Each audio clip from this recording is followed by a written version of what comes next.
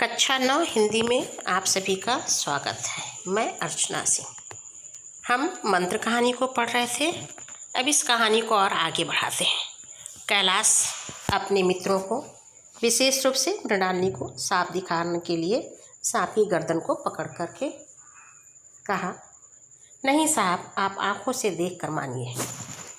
दांत तोड़कर वश में किया तो क्या किया है। सांप बड़ा समझदार होता है। अगर उसे विश्वास हो जाए कि इस आदमी से मुझे कोई हानि न पहुंचेगी तो वह उसे हरगिज न काटेगा। कैलाश यहाँ पे मित्रों को बता रहा है कि मैंने सांप के दांतों को नहीं तोड़ा है, क्योंकि सांप जिस आदमी पे विश्वास कर लेता है उसकी बातों को समझता है। मृणालिनी ने जब देखा कि कैलाश पे इस वक्त भूत सवार है तो उसने यह तमाशा न करने के विचार से कहा, अच्छा भाई, अब यहाँ से चलो, देखो गाना शुरू हो गया है, आज मैं भी कोई चीज़ सुनाऊंगी। यह कहते उसने कैलाश का कंधा पकड़कर चलने का इशारा किया और कमरे से निकल गई। मगर कैलाश विरोधियों का शंका समाधान करके ही दम लेना चाहता था। उसने सांप की गर्दन पकड़कर जोर से दबाई, इतनी जोर से दबाई कि उसका मुंह लाल हो गया, देह की सारी नसें तन गईं। सांप ने अब तक उसके हाथों ऐसा व्यवहार न देखा था। उसकी समझ में न आता था कि हम मुझसे क्या चाहते हैं। उसे शायद भ्रम हुआ कि हम मुझे मार डालना चाहते हैं, अतएव वह आत्मरक्षा के लिए तैयार हो गया। इस कहानी में आगे प्रेमचंद जी क्या कहते हैं कि कैलाश जो है अपने मित्रों के इस बात पे कि तुमने सांप के दांतों को तोड़ डाला होगा, यह विश्वास दिलाना चाहता था कि मैंने सांप के दांतों को नहीं तोड़ा है। लेकिन मृणालिनी जानती थी कि अब यह सब ज़्यादा हो रहा है, इसलिए उसने कैलाश से कहा कि अब यहाँ से चला जाए, गाना शुरू हो गया, मैं भी कुछ गाऊंगी। लेकिन कैलाश मृणालिनी की बात न सुन करके अपने मित्रों के शंका समाधान करना चाहता था, अपने मित्रों की इस बात का जवाब देना चाहता था कि मैंने सांप के दांत को नहीं तोड़ा है। और यही दिखाने के लिए वह सांप की गर्दन को जोर से पकड़ लेता है और सांप का मुंह लाल हो जाता है।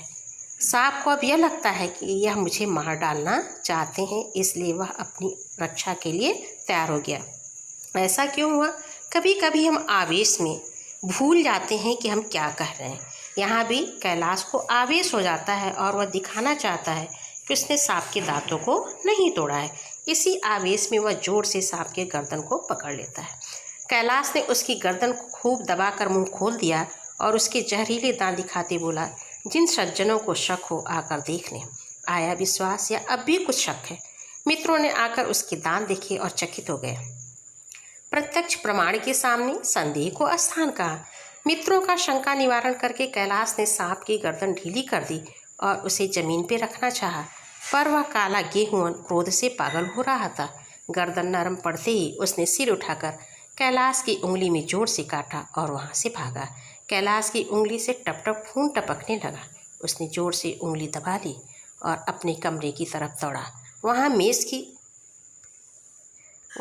की दराज में एक जड़ी रखी हुई थी, जिसे पीस कर लगा देने से घातक विषवी रफू हो जाता था। कैलाश जो है सांप की गर्दन को जोर से दबा करके उसके दांतों को अपने मित्रों को दिखाता और कहता है कि सभी लोग विश्वास कर लें, देख लें कि मैंने सांप के दांतों को नहीं तोड़ा है। और जैसे ही यह दिखा करके वह सांप की गर्दन को ढीली छोड़ता है, वह गेहूं सांप अपनी रक्षा के लिए कैलाश की उंगली में काट लेता है और भाग जाता है। फिर कैलाश की उंगली से खून बहने लगता है और कैलाश समझ जाता है कि अब उसके शरीर में विष फैल गया है। इसलिए विष को दूर करने के लिए कैलाश जो है अपने कमरे की तरफ दौड़ करके जाता है और अपनी जड़ी निकालता है, जिससे पीस कर लगाने से विष जो है दूर हो जाता है। मित्रों में हलचल बढ़ गई। डॉक्टर साहब में भी खबर हुई। डॉक्टर साहब घबरा कर दौड़े और जैसे कैलाश की उंगली में सांप काटता है, रक्त बहने लगता है, तुरंत चारों तरफ शोर मच जाता है कि कैलाश की उंगली में सांप ने काट लिया है। डॉक्टर साहब भी दौड़कर आते हैं और वह चाहते हैं कि जिस उंगली के जिस भाग में सांप ने काटा है उस उंगली को काट दिया जाए, नस्तर से काट दिया जाए, क्योंकि वह विषैला रक्त पूरे शरीर में न पहुंचने पाए। लेकिन कैलाश को अपनी जड़ी पर पूर्ण विश्वास था, इसलिए कैलाश ने उंगली पर जड़ी लगाने की ही बात कही और जड़ी पीसी जाने लगी, तब तक जो है कैलाश की आंखें बंद होने लगीं। उसके पूरे शरीर पर विष का प्रभाव होने लगा और वह खड़ा नहीं रह पाया, बैठ गया। आगे देखिए क्या होता है। सारे मेहमान कमरे में जमा हो गए, कोई कुछ कहता था, कोई कुछ। इतने में जड़ी पीस कर आ गई। मृणालिनी ने उंगली पर लेप किया। 1 मिनट और बीता, कैलाश की आंखें बंद हो गई। वह लेट गया और हाथ से पंखा झलने का इशारा किया। माँ ने दौड़कर उसका सिर गोद में रख लिया और बिजली का टेबल फैन लगा दिया। लेखक क्या कहते हैं कि कैलाश के वर्षगांठ के अवसर पे जितने भी मेहमान आए थे, सभी लोगों को जब यह पता चलता है कि कैलाश को सांप ने काट लिया है, भीड़ इकट्ठा हो जाती है और कैलाश के उंगली पर मृणालिनी पीसी हुई जड़ी को लगाती है, लेकिन उस जड़ी का कोई प्रभाव नहीं होता है। थोड़ी देर में कैलाश की आंखें बंद होने लगती हैं और वह जहर के प्रभाव के कारण हाथ से पंखा चलने का इशारा करता है। तो कैलाश की माँ टेबल फैन लगा देती हैं और उसके सिर को अपने गोद में रख लेती हैं। डॉक्टर साहब ने झुककर पूछा, कैलाश कैसी तबीयत है? कैलाश ने धीरे से हाथ उठा दिया मगर कुछ बोल न सका। मृणालिनी ने करुण स्वर में कहा, क्या जड़ी कुछ असर न करेगी? डॉक्टर साहब ने सिर पकड़कर कहा, क्या बताऊं, मैं इसकी बातों में आ गया। अब तो नस्त्र से भी कुछ ज़्यादा फायदा न होगा। डॉक्टर साहब कैलाश से पूछते हैं, जब देखते हैं कि उसकी आंखें बंद होने लगी लेकिन कैलाश कुछ बोल नहीं पाता है, इतना ज़्यादा इसका प्रभाव हो जाता है, तब मृणालिनी डॉक्टर साहब से पूछती है कि क्या जड़ी का प्रभाव नहीं होगा? डॉक्टर साहब का जड़ी पे कोई विश्वास नहीं है, इसलिए कह देते हैं कि मैं तो कैलाश की बातों में आ गया। अब तो नस्त्र लगाने से भी कोई प्रभाव नहीं होगा, नस्त्र का भी कोई फायदा नहीं होगा, क्योंकि सांप का जो विष है वह पूरे शरीर में अपना प्रभाव छोड़ दिया है। आधे घंटे तक यही हाल रहा। कैलाश की दशा प्रतिक्षण बिगड़ती जाती थी, यहाँ तक कि उसकी आंखें पथरा गईं, हाथ पांव ठंडे हो गए, मुख की कांति मलिन पड़ गई, नाड़ी का कहीं पता नहीं। मौत के सारे लक्षण दिखाई देने लगे। घर में कोहराम मच गया। मृणालिनी एक और सिर पीटने लगी। माँ अलग पछाड़े खा लेने लगी। पछाड़े खाना मतलब मूर्छित होना।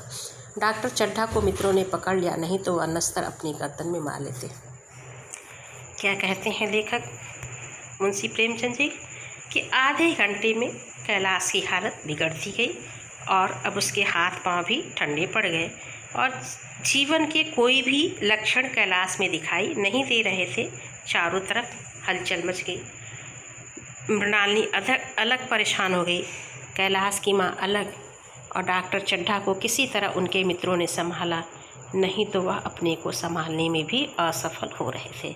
अब इसकी आगे की कहानी कल पढ़ेंगे। धन्यवाद।